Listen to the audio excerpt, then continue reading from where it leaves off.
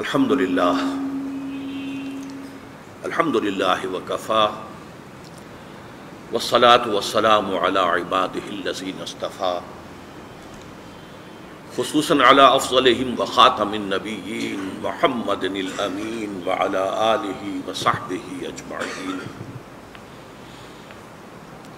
اما بعد فقد قال اللہ تبارک وتعالی کما ورد فی سورۃ الحجرات اعوذ باللہ من الشیطان الرجیم بسم اللہ الرحمن الرحیم قالت الاعراب آمنا قل لم تؤمنوا ولكن قولوا اسلمنا ولما يدخل الایمان فی قلوبکم وَإِن تُطِيعُوا اللَّهَ وَرَسُولَهُ لَا يَلِدْكُم مِّنْ أَعْمَالِكُمْ شَيْئًا إِنَّ اللَّهَ غَفُورٌ رَّحِيمٌ إِنَّمَا الْمُؤْمِنُونَ الَّذِينَ آمَنُوا بِاللَّهِ وَرَسُولِهِ ثُمَّ لَمْ يَرْتَابُوا وَجَاهَدُوا بِأَمْوَالِهِمْ وَأَنفُسِهِمْ فِي سَبِيلِ اللَّهِ أُولَٰئِكَ هُمُ الصَّادِقُونَ صدق اللہ العظیم رب اشرح لي صدری ویسر لي امری واحلل عقدۃ من لسانی یفقهوا قولی اللهم ربنا الہمنا رشدنا واعصمنا من شرور انفسنا اللهم ارنا الحق حقا وارزقنا اتباعه وارنا الباطل باطلا وارزقنا اجتنابه اللهم اجعلنا من عبادك المؤمنين اللهم وفقنا ان نجاهد في سبيلك باموالنا وانفسنا آمین یا رب العالمین۔ آپ کے علم میں ہوگا کہ مجھے آج گفتگو کرنی ہے اسلام اور ایمان کے فرق کے موضوع پر۔ تمہیدی طور پر یہ جان لیجئے کہ قرآن مجید کی بنیادی اصطلاحات میں 3 جوڑے ایسے ہیں کہ جو ہم معنی بھی ہیں، مترادف کے طور پر بھی استعمال ہوتے ہیں، لیکن یہ کہ ان کے معنی میں علیحدہ ایک جداگانہ جو ہے وہ معاملہ پہلو بھی موجود ہے، فرق بھی ہے۔ ایک جوڑا یہی ہے اسلام اور ایمان، ہم اس کو مترادف طور پر استعمال کرتے ہیں، جو مسلمان ہے وہ مومن ہے، جو مومن ہے وہ مسلم ہے۔ قرآن مجید میں بھی اس معنی میں یہ دونوں الفاظ مستعمل ہیں، لیکن یہ جو مقام ہے قرآن مجید کا، جو میں نے آج آپ کے سامنے 2 آیات تلاوت کی ہیں سورہ حجرات کی، یہاں یہ ایک دوسرے کے مد مقابل آئے، یہاں ان کے مفہوم کے اندر فرق ہو جائے۔ اسی طرح کا دوسرا جوڑا ہے جہاد اور قتال، ہم معنی بھی ہیں لیکن ان کے مفہوم میں فرق بھی ہے۔ اسی طرح کا ایک جوڑا ہے نبی اور رسول، ہم معنی بھی ہیں، ایک دوسرے کی جگہ استعمال بھی ہو جاتے ہیں لیکن مفہوم میں فرق بھی ہے۔ اس میں جو علماء کا ایک قاعدہ ہے وہ یہ ہے اذا اجتمع تفرق واذا تفرق اجتمع، جب یہ دونوں جوڑوں میں سے یہ دونوں جو ہیں ایک ہی جگہ پر آئیں گے تو ان کا مفہوم مختلف ہوگا۔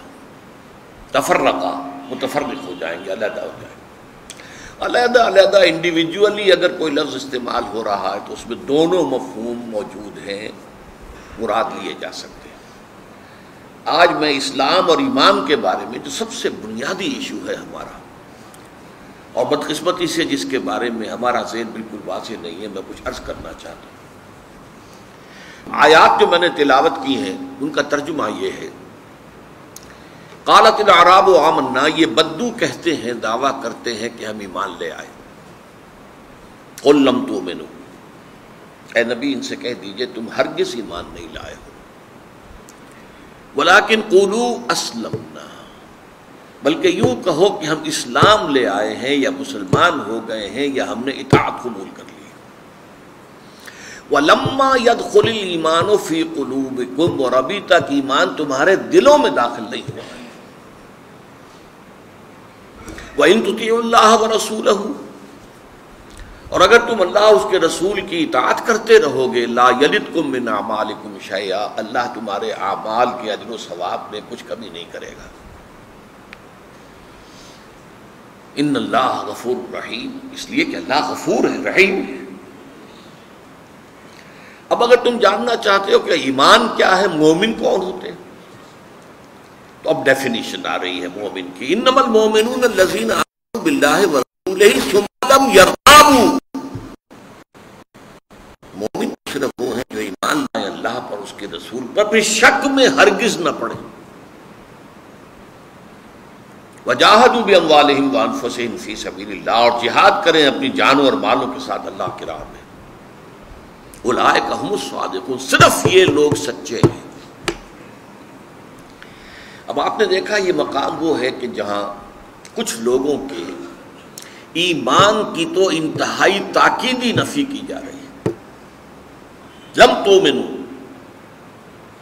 اب یہ جو ہے، جو عربی گرامر سے کچھ واقف ہے وہ جانتے ہیں کہ ماضی کی نفی یوں بھی ہو سکتی ہے، ما آمنتم، تم ایمان نہیں لائے ہو. نہیں، لم تؤمنوا، اس میں زور ہوتا تم ہرگز ایمان نہیں لائے، اس لیے میں نے لفظ کا اضافہ کیا.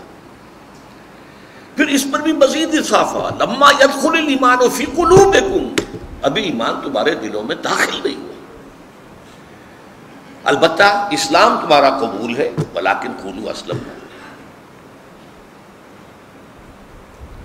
اور چونکہ اب یہاں کہا جا رہا ہے اسلام، قرآن تو ہے ہی نہیں، تو ایمان تو ہے ہی نہیں، اسلام ہے، تو یہ اسلام قبول ہوگا یا نہیں؟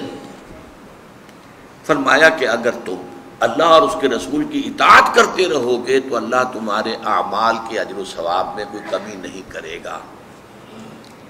حالانکہ اصول یہ بنتا ہے کہ بغیر ایمان کے کوئی عمل قبول نہ ہو،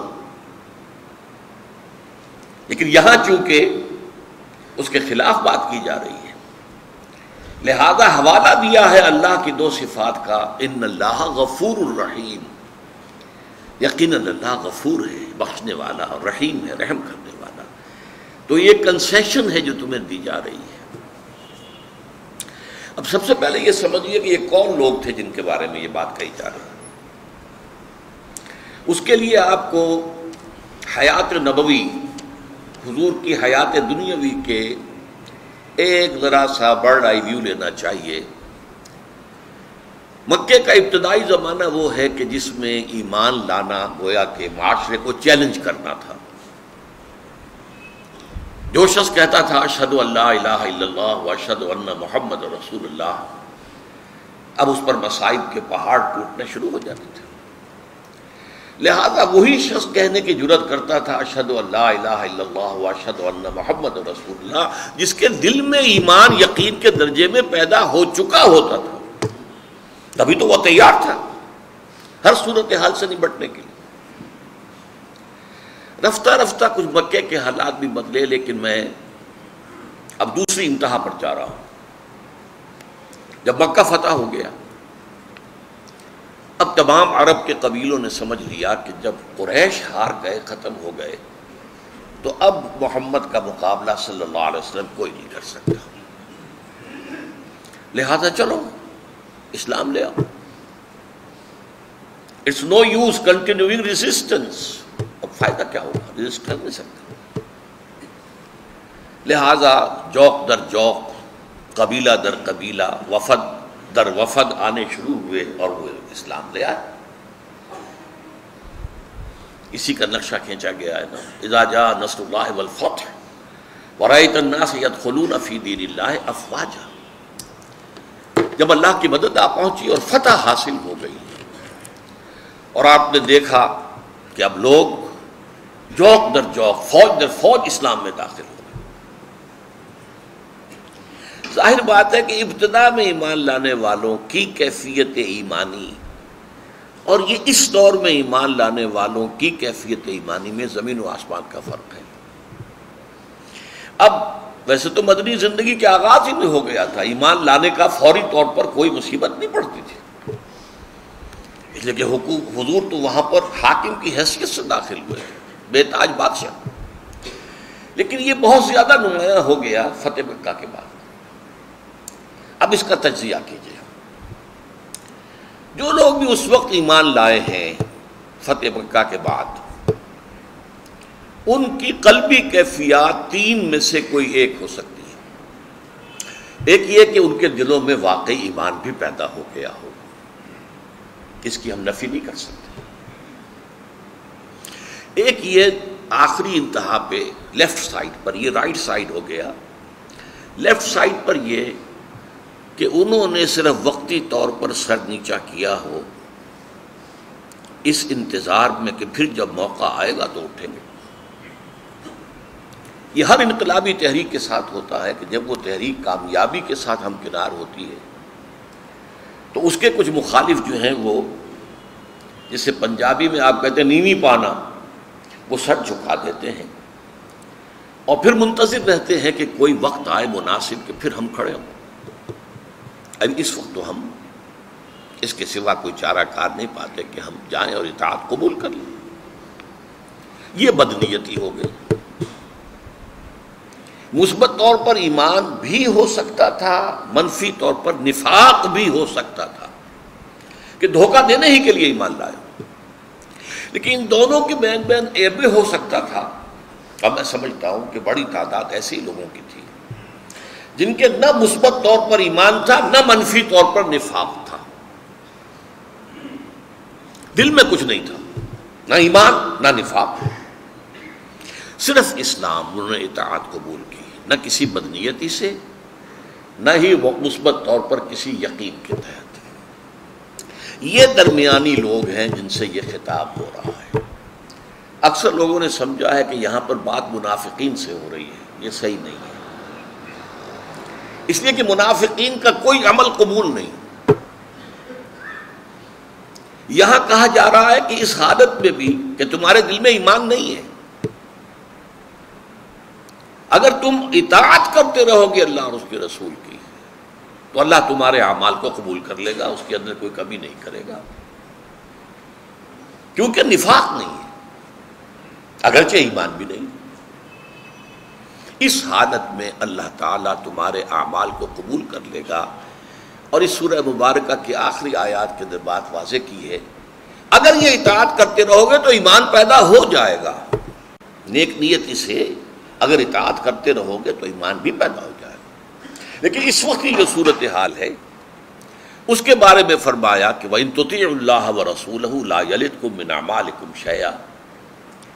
اب یہ معاملہ ہے کہ جو انتہائی اہم ہے کہ ایمان کی مؤکد نفی کے ساتھ یہاں پر اسلام کو قبول کیا جا رہا، تو معلوم ہوا اسلام کچھ اور ہے، ایمان کچھ اور ہے۔ یہاں وہ اذا اجتمعا تفرقا، یہ ایک دوسرے کے مقابل آئے ہیں ایک ہی آیت میں، لہذا یہاں ان کا مفہوم ایک دوسرے سے جدا ہے۔ وہ جدا کیا ہے؟ اسلام در حقیقت اس دنیا میں ایک مسلمان معاشرہ اور اسلامی ریاست قائم کرنے کی بنیاد ہے۔ دنیا میں ہم کسی کے دل میں اتر کر نہیں دیکھ سکتے کہ ایمان ہے یا نہیں ہے۔ جس نے کہا اشہد ان لا الہ الا اللہ واشہد ان محمد رسول اللہ، ہم نے اس کو مسلمان مانا۔ قرآن مجید میں ایک جگہ آیا بھی ہے کہ ہرگز مت کہو لست مومنا، تم مومن نہیں ہو، ہمیں کیا پتا بھائی، ہو سکتا ہے مومن ہو۔ لہذا دنیا میں سارا معاملہ جو ہے وہ شہادت کی بنیاد پر ہے۔ بھائی زبان سے کہہ رہا ہے، گواہی دے رہا ہے اشہد ان لا الہ الا اللہ واشہد ان محمد رسول اللہ صلی اللہ علیہ وسلم۔ لہذا ہم رد نہیں کر سکتے الا یہ کہ وہ کوئی جرم کرے یا یہ کہ ثابت ہو جائے کہ یہ تو صرف دھوکہ دینے کے لیے ایمان لایا تھا، اصل میں تو یہ دشمن ملک کا جاسوس ہے۔ ایسا ہوتا رہا ہے پاکستان کے سرحدی جو علاقے ہیں یہ پنجاب کے، ایسا بھی ہوا کوئی ہندو جاسوس بن کر آیا، اس نے ختنہ بھی کرائی، اس نے داڑھی بھی رکھی، اس نے نماز بھی یاد کی، اور کسی سرحدی گاؤں میں وہ امام رہا کئی سال تک۔ بعد میں کھلا انکشاف ہوا یہ تو جاسوس تھا کم وقت۔ تو یہ ہو سکتا، اس اعتبار سے جو دنیا کا معاملہ ہے وہ ایمان پر مبنی نہیں ہے، اسلام پر مبنی ہے۔ اور اسلام میں شہادت ہے، یقین قلبی نہیں ہے، ضروری نہیں ہے، ہو سکتا ہے ہو تو کیا کہہ رہے ہیں، نور علی نور، لیکن ہو سکتا ہے نہ ہو، ہم کون ہوتے ہیں کہنے والے۔ تو دنیا کا سارا معاملہ جو ہے وہ اسلام کی بنیاد پر ہے، اور اس کے ارکان کیا ہیں سب کو معلوم ہے، 5۔ بنی الاسلام علی 5: شہادت لا الہ الا اللہ وان محمد رسول اللہ واقام الصلاۃ وایتاء الزکاۃ وصوم رمضان وحج البیت من استطاع الیہ سبیلا۔ عن عبداللہ بن عمر رضی اللہ تعالی عنہما، رواہ مسلم رحمہ اللہ۔ 5 چیزیں ہیں، کلمہ شہادت ہے، یہاں صرف ایمان کا لفظ نہیں آیا۔ ارکان اسلام میں ایمان شامل نہیں ہے، شہادت، verbal testimony, I testify that there is no God except Allah and that Muhammad sallallahu alaihi wasallam is his messenger and servant and abd۔ یہ ٹیسٹیفائی کیا، مسلمان ہو گئے۔ اب 4 عبادتیں ہیں جن کا التزام کرنا ہوگا، نماز ہے، زکوٰۃ ہے، روزہ ہے، حج ہے، یہ ارکان اسلام ہے۔ لیکن ایمان کیا ہے؟ جو اگلی آیت کے اندر بیان ہوا، انما المؤمنون الذین آمنوا باللہ ورسولہ ثم لم یرتابوا وجاہدوا باموالہم وانفسہم فی سبیل اللہ اولئک ھم الصادقون۔ میں ایک بات آپ سے کہنی بھول گیا شروع میں، کہ یہ جو 3 جوڑے ہیں جو میں نے گنوائے تھے، اسلام اور ایمان، جہاد اور قتال، نبی اور رسول، ان میں ایک نسبت تمام علماء تسلیم کرتے ہیں، اس جوڑے کا ایک فرد خاص ہے، ایک عام ہے۔ رسول تو خاص ہے، نبی عام ہے۔ ہر رسول تو نبی ہے، ہر نبی رسول نہیں ہے۔ قتال خاص ہے، جہاد عام ہے۔ قتال تو جہاد ہے، جہاد لازماً قتال نہیں ہے۔ اسلام عام ہے، ایمان خاص ہے۔ ہر مومن تو لازماً مسلم ہے، ہر مسلم مومن نہیں ہے۔ تو جو شخص مسلم بھی ہے اور پھر مومن بھی ہے، اس کے ہاں 5 ارکان تو موجود ہی رہیں گے نا، مسلم ہے وہ، بنی الاسلام علی 5 اس کا اطلاق ہوگا۔ لیکن اس میں 2 ارکان کا اور اضافہ ہو جائے گا، وہ اضافی ارکان ہیں ایمان کے۔ یہ ہے جو اس آیت میں آیا، آیت نمبر 15۔ اور کانٹیکسٹ کے اعتبار سے آپ سمجھ سکتے ہیں کہ یہ کتنا اہم مقام ہے، کہ ایمان کی نفی مطلق مؤکد، لم تؤمنوا ولما يدخل الایمان فی قلوبکم، اس سے زیادہ تاکید ہو نہیں سکتی۔ اس کے ساتھ اسلام قبول ہے، اسلام کے وجود کو تسلیم کیا جا رہا ہے۔ لیکن ہم نے ایمان کے ارکان کو نہیں سمجھا۔ اسلام کے ارکان سب کو یاد ہیں۔ اگر تعلیم الاسلام سے کہیں، جو مفتی کفایت اللہ صاحب کے رسالے تھے، اگر آپ کی بھی تعلیم کا آغاز ہوا ہو، وہ نورانی قاعدے کے بعد یا جو بھی الف باتا پڑھنے کے بعد پھر ابتدائی جو تعلیم ہوتی تھی مسلمان بچوں کی، اس میں تعلیم اسلام، تعلیم الاسلام، تو اس سے ہمیں معلوم ہوتا ہے اسلام، ایمان کی ڈیفینیشن کیا ہے۔ مومن وہ ہیں جو ایمان لاتے ہیں اللہ، اس کے رسول پر، اور پھر قبول کرتے ہیں اس کے تمام احکام، اور اقرار کرتے ہیں زبان سے اور تصدیق کرتے ہیں دل سے۔ اقرار باللسان و تصدیق بالقلب۔ تو ایمان کا ایک رکن اضافی ہو گیا، اقرار باللسان پر تو اسلام ہو گیا۔ ایمان میں ایک اضافہ ہو گیا تصدیق قلبی، اور دوسرا اضافہ کیا ہوا؟ جہاد۔ چنانچہ یہ جو آیت ہے، جو میں نے کہا قرآن مجید کی اہم ترین آیت ہے اس اعتبار سے کہ یہاں پر ایک جامع و مانع تعریف کی گئی ہے ایمان کی۔ مومن کون ہے؟ کیونکہ پس منظر یہ ہے کہ اسلام اور ایمان کا اختلاف بیان کیا جا رہا ہے. کانٹیکسٹ یہ ہے. اس کانٹیکسٹ میں جب کہا گیا مومن جاننا چاہتے ہو کون ہوتا ہے، ہو سکتا ہے بہت سے لوگوں کے دلوں میں یہ آرزو پیدا ہوئی ہو ہم تو مومن بننا چاہتے ہیں، ہمیں بتایا جائے اس کے پری ریکوزٹس کیا ہیں، اس کے لوازم کیا ہیں، اس کی شرائط کیا ہیں. ہم صرف اسلام کے اوپر نہیں رہنا چاہتے، مومن بننا چاہتے ہیں، تو اب بتایا جانا چاہیے. انما المومنون، اب یہ آیت ایسی ہے کہ اس کے ابتدا میں بھی اور اختتام پر بھی اسلوب حصر ہے. یہ اسلوب حصر جو ہے یہ نحو کی ایک اصطلاح ہو گئی. مراد کیا ہے اس سے؟ اس کا سادہ ترین اس کی مثال میں اردو میں دیتا ہوں. آپ کہتے ہیں زید عالم ہے، ایک مفہوم سمجھ میں آ گیا. زید ہی عالم ہے، اس سے کیا فرق ہوا؟ باقی لوگوں سے علم کی نفی کر دی، صرف زید عالم ہے. ہی کے اضافے سے زمین و آسمان کا فرق پڑ گیا. زید عالم ہے، زید ہی عالم ہے. اس کو کہتے ہیں اسلوب حصر، گھیر لینا. حصار کے معنی کیا؟ گھیر لینا. اس گھیر لینے ہی کو کہتے ہیں منطق میں جامع و مانع تعریف. یعنی تعریف ایسی ہو کسی چیز کی کہ جس میں اس کا کوئی جزء باہر نہ رہ جائے اور کوئی غیر اس میں داخل نہ ہو جائے. جامع اور مانع، یہ آیت ہے قرآن مجید میں جو ایمان کی جامع اور مانع تعریف کر رہی ہے. انما المومنون، مومن تو صرف وہ ہیں الذین آمنوا باللہ ورسولہ ثم لم یرتابوا، جو ایمان لائے اللہ پر، اس کے رسول پر، پھر شک میں ہرگز نہیں پڑے. ذرا غور کیجیے اس بات. یہ واحد مقام ہے قرآن مجید کا جہاں پر ایمان کے ذکر کے بعد یہ اضافی الفاظ ملتے ہیں. ثم لم یرتابوا، ریب سے بنا ارتیاب.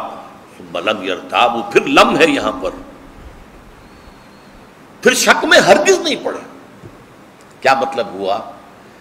ان امور پر یقین قائم ہو گیا. ایمان کن کن چیزوں پر ہے؟ اللہ کی ذات اور صفات پر ہے، اور فرشتوں پر ہے، نبیوں اور رسولوں پر ہے، کتابوں پر ہے، باس بعد الموت پر ہے، حساب کتاب پر ہے، جزا و سزا پر ہے، جنت اور دوزخ پر ہے. یہ ایمان اجزاء ایمان ہے. یہ اجزاء ایمان ہے. ارکان ایمان میں پہلی چیز ہے یقین، دل کے اندر پیدا ہو جائے. میں اس کے فرق کو واضح کیا کرتا ہوں انگریزی کے دو الفاظ سے. ایک ہے وربل ٹیسٹیمنی، آپ نے زبان سے گواہی دے دی، اشہد ان لا الہ الا اللہ واشہد ان محمد رسول اللہ، دروازہ کھل گیا. یہ شاہدرہ ہے جس سے آپ شاہدرہ کہتے ہیں، بڑا دروازہ، درا. یہ شاہدرے دو ہیں، ایک لاہور کے دریائے راوی کے پار ہے. کیوں کہتے ہیں اسے شاہدرہ؟ لاہور آنا ہے تو اس پل پر سے گزرنا ہوگا، شاہدرہ سے ہو کے آؤ گے. اب تو خیر اور بھی پل بن گئے. ایک دلی کے مشرق میں ہے، جمنا پار شاہدرہ. دلی میں آؤ گے یو پی کے کسی مقام سے تو شاہدرے سے داخل ہونا پڑے گا. تو اسلام کا شاہدرہ کیا ہے؟ وربل ٹیسٹیمنی، اشہد ان لا الہ الا اللہ واشہد ان محمد عبدہ ورسولہ صلی اللہ علیہ وسلم. لیکن اس کا معاملہ یقین والا اگر معاملہ چاہتے ہو تو اس میں اگر ایمان والا معاملہ چاہتے ہو، کوالیفائی کرنا چاہتے ہو ٹو بی اے مومن، پھر یقین دل میں ہونا چاہیے. اس کے بغیر تم مومن نہیں. اچھا، یہ میں نے بتایا آپ کو کہ دنیا میں ہمارا معاشرہ اور ہماری ریاست، اس کی بنیاد اسلام ہے. ایمان اس لیے نہیں بن سکتا کہ ایمان کے جاننے کا ہمارے پاس کوئی ذریعہ نہیں. الیکٹروکارڈیوگرام بنا لیجئے، کچھ بھی کر لیجئے، کوئی شے دل میں اتار دیجئے. آج کل تو سب کچھ ہو رہا ہے. دل کی جو جو شریانے ہیں انہیں جوڑ دیجئے، توڑ پھوڑ کر دیجئے، جو چاہے کر لیجئے، لیکن کوئی آلہ ایسا ایجاد نہیں ہوا کہ جس سے ہم یہ جان سکیں کہ دل میں ایمان ہے یا نہیں ہے۔ نہ آج سے 1400 برس قبل تھا، نہ آج۔ لہذا دنیا کے معاملات جو ہیں وہ ایمان پر نہیں ہوں گے، اسلام پر ہوں گے۔ اسلامی ریاست کا دستور جو ہے، کون شہری ہوگا اس کا؟ وہ اسلام ہوگا، وہ بھی نہیں۔ لیکن آخرت میں معاملہ اس ہستی کے ساتھ پیش آنے والا ہے جو علیم بذات الصدور،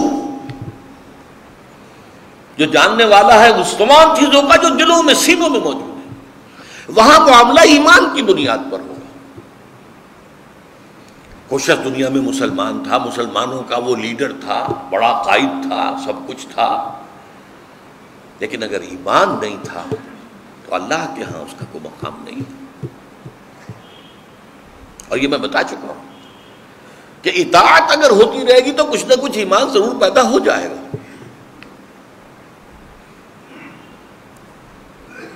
اس لیے کہ ایمان پہلے آیا اور اسلام بعد میں۔ یہ تو ہوا ہے مکے کے شروع میں، یقین پہلے پیدا ہوا، تب انہوں نے کہا اشہد ان لا الہ الا اللہ واشہد ان محمد رسول۔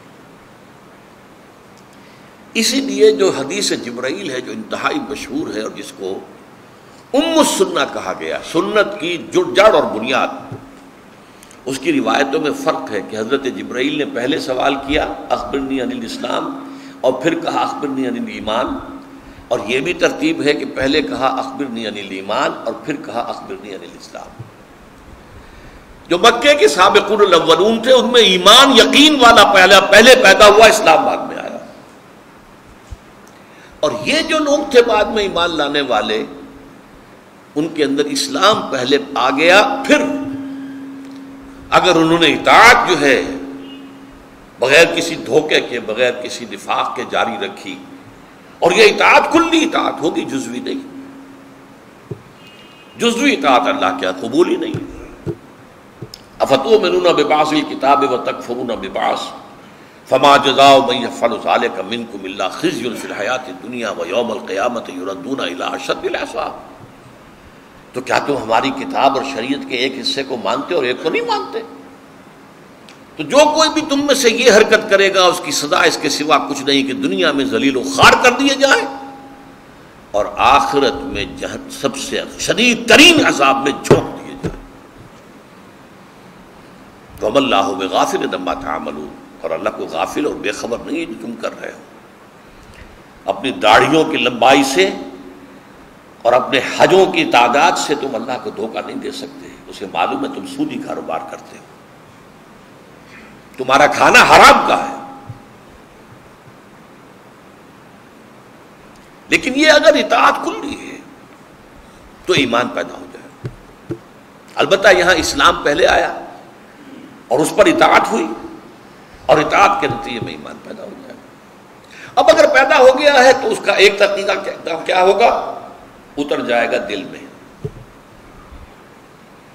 اسی لیے اسی سورہ حجرات میں ایک آیت وہ بھی آئی ہے صحابہ کرام کے بارے میں، وَلَٰكِنَّ اللَّهَ حَبَّبَ إِلَيْكُمُ الْإِيمَانَ وَزَيَّنَهُ فِي قُلُوبِكُمْ۔ اے نبی کے صحابیوں، اللہ نے تو تمہارے لیے ایمان کو محبوب کر دیا ہے اور اسے تمہارے دلوں کے اندر کھبا دیا ہے۔ یہ ہے دلوں میں کھبا دیا ہے۔ انگریزی میں کہیں گے وربل ٹیسٹیمنی، اور ایک پرسنل کنوکشن، ذاتی یقین۔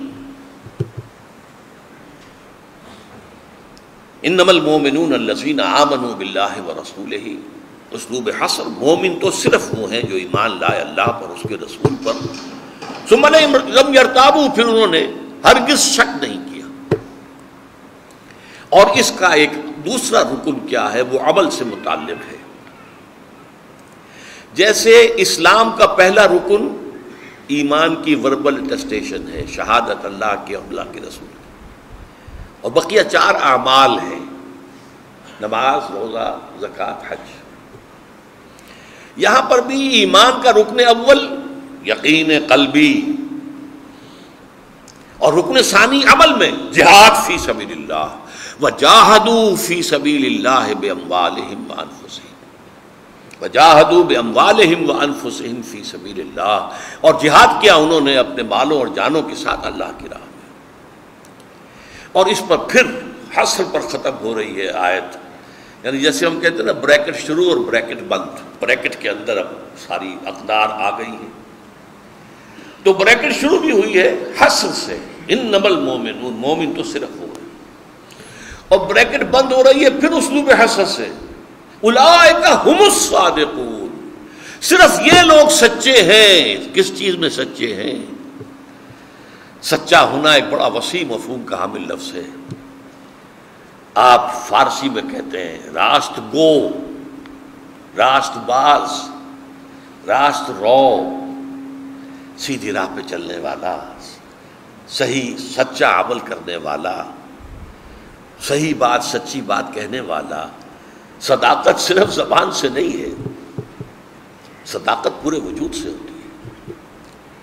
اسی لیے نبوت کے بعد سب سے اونچا مرتبہ کیا ہے؟ صدیق۔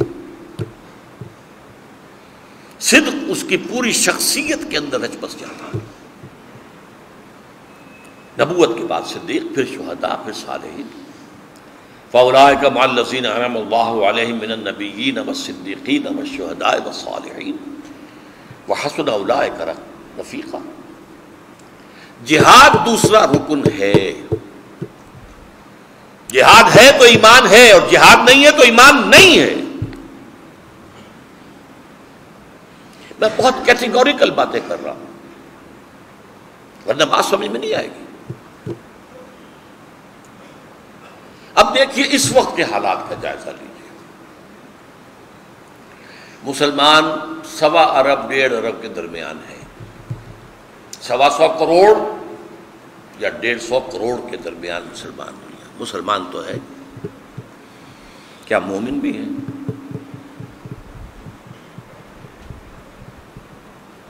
اگر ان میں اکثریت تو دور کی بات ہے، معتد بے تعداد میں بھی مومن ہوتے تو یہ ذلت و رسوائی کبھی نہ ہوتی جو آج ہو رہی ہے۔ اگر ہم مومن ہیں تو پھر قرآن جھوٹا ہے۔ قرآن کہتا ہے انتم الاعلون ان کنتم مومنین، اگر تم مومن ہوگے تو تم ہی سب سے اونچے ہوگے۔ اعلون اعلیٰ کی جمع ہے، اعلیٰ سب سے اونچا۔ انتم الاعلون ان کنتم مومنین، اگر تم مومن ہوگے تو تم ہی سب سے اونچے ہوگے۔ تو آج ہم سب سے اوپر ہیں یا سب سے نیچے ہیں؟ ضربت علیہم الذلۃ والمسکنہ، ذلت اور مسکنت ہم پر تھوپ دی گئی۔ اسلام تو ہمیں پیدائش کے طور پر مل جاتا ہے۔ جو کوئی خدا کا بندہ ہندو ہو، سکھ ہو، پارسی ہو، عیسائی ہو، ایمان لائے، اسلام لائے، تو اسلام لانے کی قیمت دینی پڑتی ہے۔ وہ اپنے خاندان سے کٹ گیا، اپنی برادری سے کٹ گیا، ہمیں تو کوئی قیمت دینی پڑی نہیں، پیدا ہو گئے اور موروثی طور پر ہمیں اسلام مل گیا۔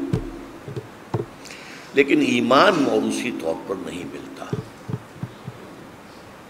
ایمان حاصل کرنا پڑتا ہے۔ یہ ایک علیحدہ موضوع ہے، بہت اہم ہو جائے گا۔ لیکن صرف یقین قلبی نہیں، بلکہ اس کا جو مظہر عمل پہ ہوگا وہ جہاد ہے۔ اس مقام سے میں جو نتیجہ نکال رہا ہوں پھر سن لیجئے، جہاد ہے تو ایمان ہے، جہاد نہیں ہے تو ایمان نہیں۔ اس کی ایک اور مثال لے لیجئے سورہ صف سے۔ یا ایھا الذین آمنوا، اے ایمان کے دعوے داروں، میں ترجمہ یہاں کر رہا ہوں ایمان کے دعوے داروں، هل ادلکم علی تجارۃ تنجیکم من عذاب الیم، کیا میں تمہاری رہنمائی کروں ایسے کاروبار، ایسی تجارت کی طرف جو تمہیں عذاب علیم، دردناک عذاب جہنم سے نجات دے دے؟ چاہتے ہو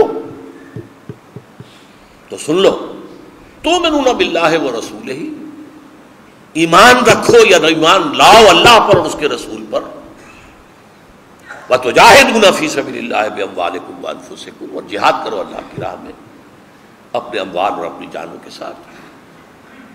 ذالکم خیر لکم ان کنتم تعلمون، جان لو اگر تم علم رکھتے ہو تو یہی تمہارے حق میں بہتر ہے۔ اب ان دو آیتوں سے کیا نتیجہ نکلا؟ جہاد ہے تو جہنم سے چھٹکارا ہے، جہاد نہیں ہے تو جہنم سے چھٹکارا نہیں ہے۔ یہ محکمات ہیں، محکمات، قرآن کے محکمات۔ جہاد کا لفظ بنا ہے جہد سے، جہد کوشش، فارسی میں کیا کہتے ہیں؟ کوشش، انگریزی میں to strive for something, strive. اور جہاد یہ دو طرفہ عمل ہے، to struggle against something, اسے کہیں گے کشاکش، جیسے ٹگ آف وار جو ہوا کرتا تھا، رسہ کشی، اس رسے کو ادھر سے ایک ٹیم کھینچ رہی ہے، ادھر سے ایک ٹیم کھینچ رہی ہے، کشاکش۔ تو جوہد سے جہاد بنا، سمجھ گیا اس بات کو؟ جہاد کا ترجمہ کشاکش فارسی میں، جبکہ جوہد کوشش۔ انگریزی جوہد کے معنی، جوہد کے لیے لفظ to strive for something, to strive for something, اور جہاد to struggle against something. اس کی ایک مثال اور لے لیجیے، قتل اور قتال۔ قتل یک طرفہ عمل ہے، آپ جا رہے تھے، کسی نے شوٹ کر دیا، آپ کے سان گمان میں بھی نہیں تھا کہ میرے ساتھ کیا ہونے والا، یہ قتل ہے۔ قتال کیا ہے؟ آمنے سامنے آ گئے، یہ اس کو قتل کرنا چاہتے، وہ ان کو قتل کرنا چاہتے، یہ قتال ہو گیا، جنگ۔ قتل یک طرفہ عمل ہے جوہد کی طرح، اور قتال مقابلے میں آ کر ایک دوسرے کو قتل کرنے کی کوشش۔ یہ اگر بات سمجھ میں آ گئی تو اب ذرا باتیں کچھ علمی نوعیت کی ہیں، ذرا غور کیجیے گا۔ جہاد زندگی کی سب سے بڑی حقیقت ہے۔ ہر لیونگ بینگ جو ہے، لیونگ بینگ، وہ جہاد کر رہا ہے۔ جہاد کاہے کے لیے؟ رزق کے حصول میں مقابلہ چل رہا ہے، جس کو کہتے ہیں انگریزی میں اسٹرگل فار ایگزسٹنس۔ وجود کے لیے کوشش ضروری ہے، اور کوشش میں مقابلہ ہوتا ہے۔ فلاں ایک جو ہے اسامی خالی ہے، آپ بھی چاہتے ہیں، کوئی اور بھی چاہتا ہے، وہ بھی کوئی سفارش لا رہا ہے، آپ اس سے بڑی سفارش لائیں گے، یہ جہاد ہو رہا ہے نا۔ اس کا نام ہے اسٹرگل فار ایگزسٹنس۔ اسٹرگل میں نے کہا تھا، انگریزی میں جہاد اسٹرگل۔ تو اسٹرگل فار ایگزسٹنس، یہ ہر لیونگ کریچر جو ہے اس کے لیے ایک لائف کا ایک فینومینن ہے۔ اب انسانی سطح پر آئیے، ایک جہاد وہ ہے جو تمام انسان کریں گے، اپنے حقوق کو حاصل کرنے کے لیے جہاد۔ کسی نے آپ کو آ کے غلام بنا لیا ہے، اس سے آزادی حاصل کرنے کے لیے جہاد کرنا پڑے گا۔ آپ اس کے خلاف جد و جہد کریں گے، اس سے ٹکرائیں گے، تبھی تو وہ آپ کو آزاد ہونے دے گا۔ اس کو کیا کہتے ہیں؟ جہاد حریت۔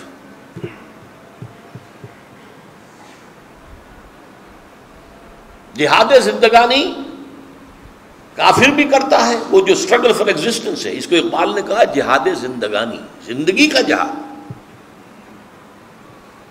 جہاد زندگانی میں ہے یہ مردوں کی شمشیریں۔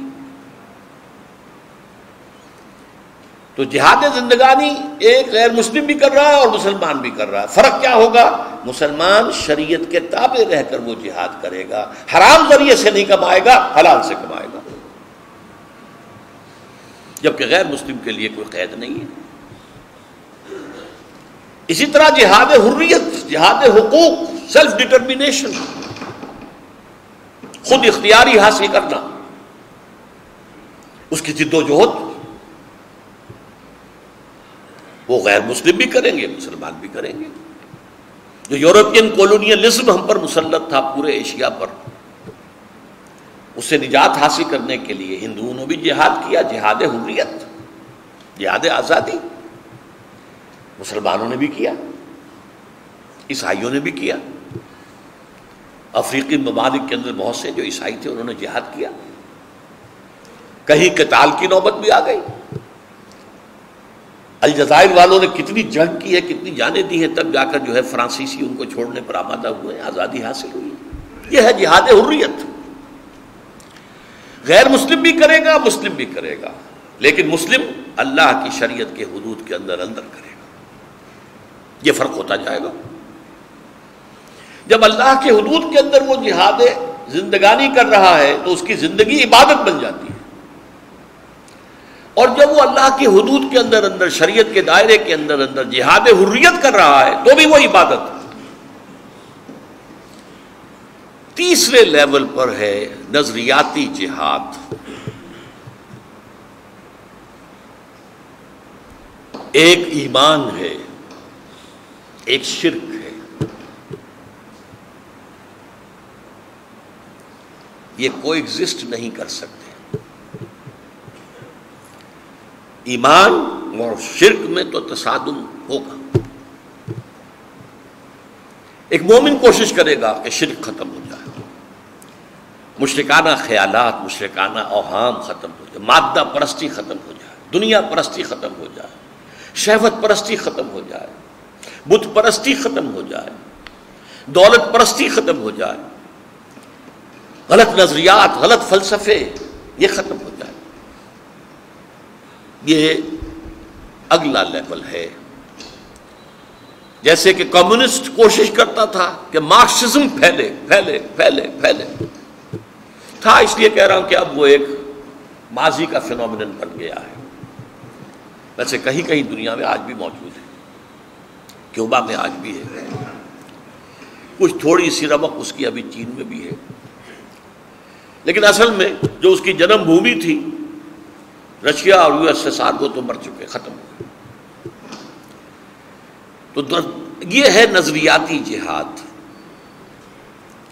یہ جہاد مسلمان جب کرے گا تو اس کا نام ہے دعوت اور تبلیغ۔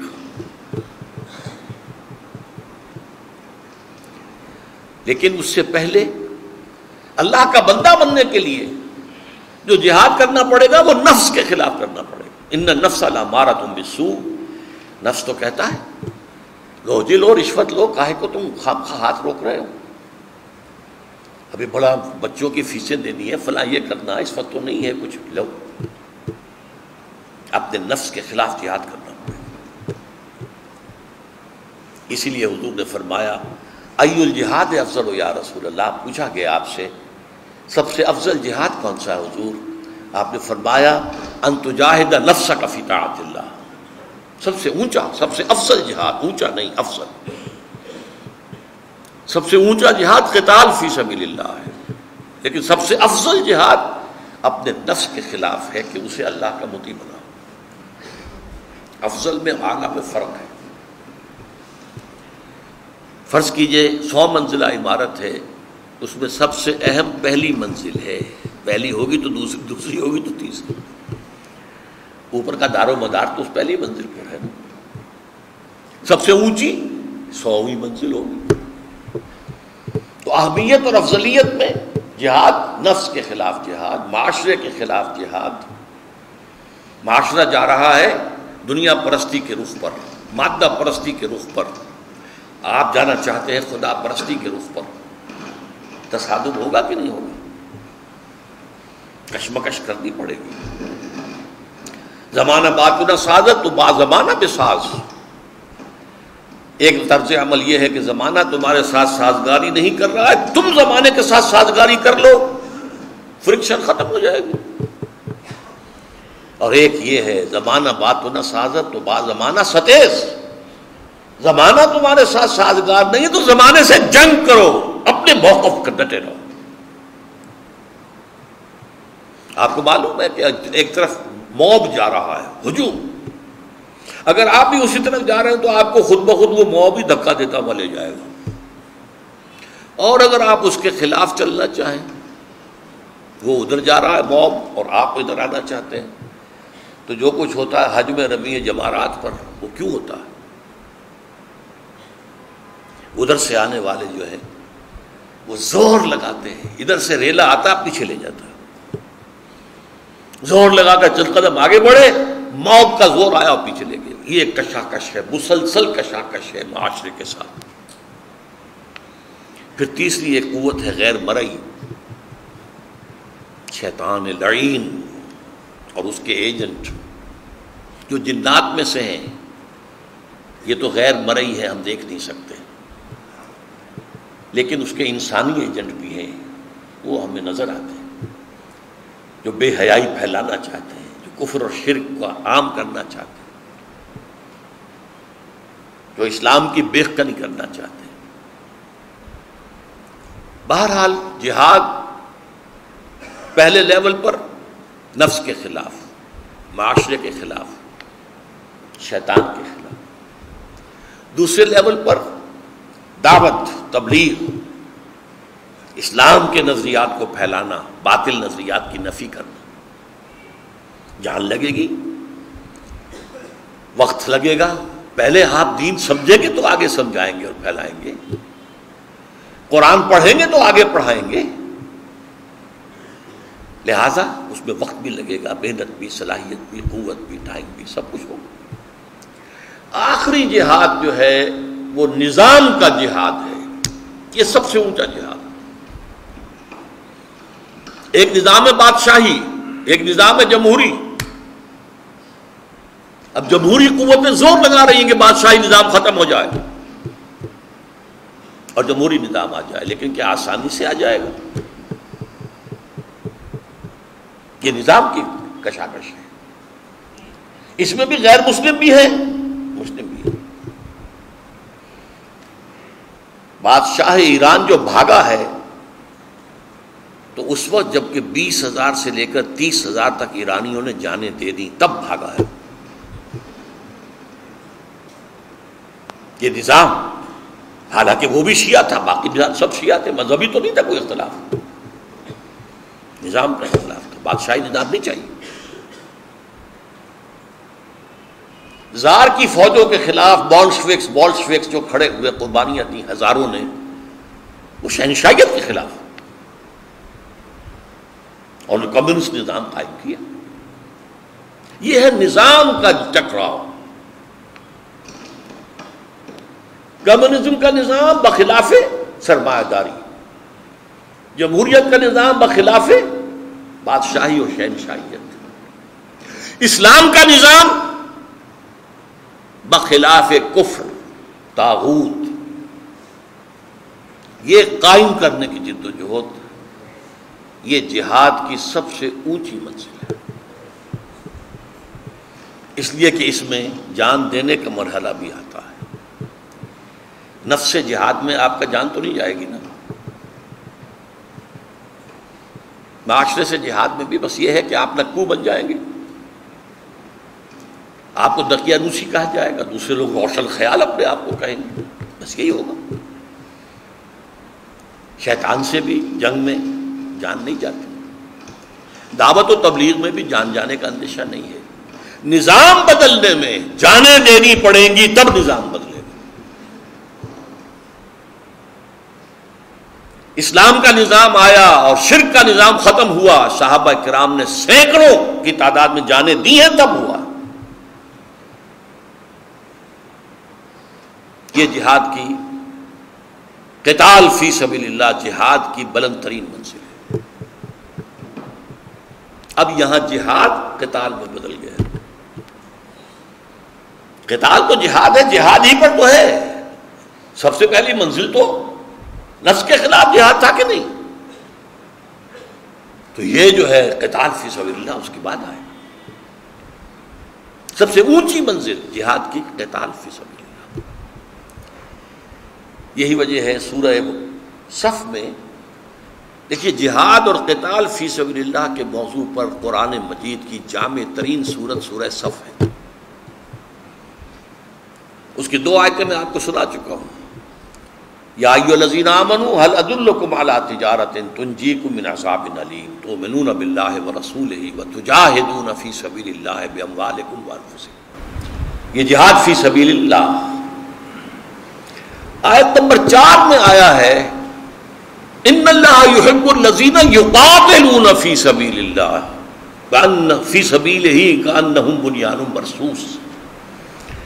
اللہ کے محبوب تو اس کے وہ بندے ہیں جو اس کی راہ میں جنگ کرتے ہیں، قتال کرتے ہیں، اس طریقے سے صفیں باندھ کر گویا کہ سپلا، جسے آج آپ کہیں گے ری انفورس کانکریٹ. پچھلے زمانے میں دیوار میں سیسا پلایا جاتا تھا تاکہ اینٹوں میں کے درمیان جو درزیں ہیں اس میں سیسا آ جائے، دیوار مضبوط رہے. یہ ہے جہاد کی آخری منزل جو محبوبیت خداوندی کا مقام ہے. ان اللہ یحب الذین یقاتلون فی سبیلہ صفا کأنہم بنیان مرصوص.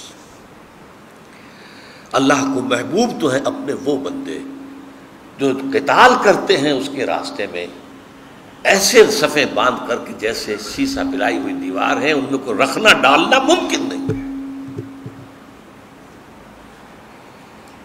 اب اس جہاد کی جو آخری منزل ہے نظام کو بدلنے کے لیے، تو جو آج کی ملاقات کا حاصل اگر یہ بات آپ کے ذہن میں بیٹھ گئی اور اگر اس کے اعتبار سے آپ نے اپنے دل میں جھانکا، اسلام اور ہے، ایمان اور ہے، میرے قلب میں ایمان ہے کہ نہیں. یہ میں آپ کے بارے میں نہیں کہہ سکتا، آپ میرے بارے میں نہیں کہہ سکتے، لیکن ہر شخص جو ہے وہ کتنے پانی میں ہے اسے خود معلوم ہے. بل الانسان علی نفسہ بصیرہ. ہر انسان اپنی کیفیت پر پورا بصیرت رکھتا ہے کہ میں کہاں کھڑا ہوں، کتنے پانی میں ہوں. اسلام تو کلمہ شہادت کی بنیاد پر ہمیں حاصل ہو گیا، وراثت نہیں مل گیا. کوئی اگر آج داخل ہوتا ہے وہ بھی شاہ درے میں داخل ہو سکتا ہے اسلام کے. اور اس اسلام کی اتنی اہمیت ہے قانونی اور دستوری اعتبار سے کہ ایک عجیب واقعہ پیش آیا. حضرت اسامہ حضور کو بہت عزیز تھے، بہت پیارے تھے، اس لیے کہ حضرت زید جو ان کے والد تھے انہیں حضور نے منہ بولا بیٹا بنائے رکھا تھا. وہ تو جب سورہ احزاب کی آیات نازل ہوئی تو زید بن محمد سے زید بن حارثہ رہ گئے دوبارہ صلی اللہ علیہ وسلم ورضی اللہ عنہ. ان کا یہ واقعہ پیش آیا کہ ایک جنگ میں ایک مشرک سے، کافر سے ان کی دو بدو مقابلہ ہوا. جب وہ کافر زیر ہو گیا بالکل، اس کی بس ہو گئی جسے ہم کہتے ہیں، تو اس نے کہہ دیا اشہد ان لا الہ الا اللہ واشہد ان محمد رسول اللہ. حضرت اسامہ نے گمان کیا کہ یہ صرف دھوکہ دینے کے لیے، جان بچانے کے لیے اس وقت کہہ رہا ہے. تلوار نہیں روکی، گردن اڑا دی. دل میں کچھ رہا کہ یہ میں نے ٹھیک کیا یا نہیں کیا. خود جا کر حضور سے کہا ہے یا کسی اور نے اطلاع پہنچائی اور حضور نے طلب فرمایا. اسامہ یہ کیا کیا؟ کلمہ شہادت کے ہوتے ہوئے تمہاری تلوار چل گئی. جب یہ کلمہ شہادت تمہارے خلاف استغاثہ دے کر آئے گا قیامت کے دن تو کیا کرو گے؟ حضرت اسامہ نے عرض کیا کہ حضور اس نے جان بچانے کے لیے. آپ نے فرمایا اللہ شقق کا قلبہ، اس کا دل چیر کے دیکھ لیتے بھائی. تو اسلام بھی اتنی بڑی شے ہے، اس کو معمولی نہ سمجھیے جو اللہ نے ہمیں دے دی ہے. ہمارا معاشرہ اسی کی بنیاد پر قائم ہے. ہم ایک دوسرے کو مسلمان سمجھ کر ایک دوسرے سے معاملہ کرتے ہیں. آپ اپنی بیٹی کا نکاح جو ہے کسی مسلمان ہی سے کر سکتے ہیں. ہمارے ہاں کم سے کم یہ کہ اور کچھ نہیں ہے، جمہوری ملک ہے، کچھ اور ہے، سیکولر ہے، لیکن لکھ دیتے ہیں صدر جو ہے وہ لازماً مسلمان ہوگا یا لازماً عیسائی ہوگا. یہ ہوتا تو قانونی مسئلہ، یہ کون مسلم ہے کون نہیں ہے یہ قانونی مسئلہ. لیکن ایمان کا معاملہ اس دنیا سے کم ہے. اگر اللہ تعالیٰ اسلام بھی دے دے، آمنت باللہ کما ہوا باسمائہ و صفاتہ، میں ایمان لایا اللہ پر جیسے کہ وہ اپنے ناموں اور اپنی صفات سے ظاہر ہے. وقبلت جمیع احکامہ، اور میں نے قبول کر لیا اس کے تمام احکام. اقرار باللسان و تصدیق بالقلب.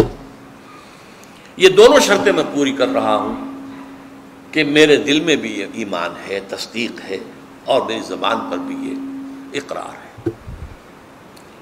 لیکن اصل شے جس کی ہمیں فکر کرنی چاہیے، اگر آخرت کی فلاح درکار ہے، اگر جنت میں داخلہ مطلوب ہے، اگر جہنم سے چھٹکارا چاہیے، تو ایمان کی فکر کریں، اور پھر یہ کہ وہ جہاد کی فکر کریں۔ لیکن جہاد صرف قتال کو نہیں کہتے، یہ ایک غلط فہمی ہے جو پیدا ہو چکی ہے۔ جہاد کشمکش، کشاکش، مقابلہ، پہلے نفس سے مقابلہ کرنا پڑے گا اللہ کی اطاعت کرنے کے لیے، رسول کی اطاعت کرنے کے لیے۔ ایمان مجھے روکے ہے تو کھینچے ہے مجھے کفر، کعبہ میرے پیچھے ہے، کلیسا میرے آگے، آدمی اسی کشمکش کے اندر ہے۔ روشن خیالی آج کھینچ رہی ہے آپ کو، عالمی قوت کھینچ رہی ہے، آپ کی حکومت کھینچ رہی ہے۔ چھوڑو ان دقیانوسی خیالات کو۔ یہ کیا ہے پردہ وردہ، یہ کیا ہے عصمت و عفت؟ پروسٹیٹیوٹس کو، سیکس ورکرز کو، وہ بھی محنتی ہیں، محنت کرتی ہیں، سیکس ورکرز، اور یہ یونائٹڈ نیشن اسمبلی کے تحت ہو رہا ہے۔ بہرحال یہ کشاکش جو ہے اللہ اور اس کے رسول کی اطاعت کے لیے بھی درکار ہے، یہ کشاکش کفر اور شرک کے خاتمے کے لیے بھی درکار ہے، یہ کشاکش اللہ کے نظام کو قائم کرنے کے لیے بھی درکار ہے۔ کافرانہ نظام، طاغوتی نظام، شیطانی نظاموں کو ختم کرنا، اور یہ جہاد کی سب سے اونچی منزل ہے جو مختلف مراحل سے ہوتی ہوئی آخر کار جان دینے پر، قتال پر بھی منتج ہو سکتی ہے۔ اقول قولی ھذا واستغفر اللہ لی ولکم ولسائر المسلمین والمسلمات۔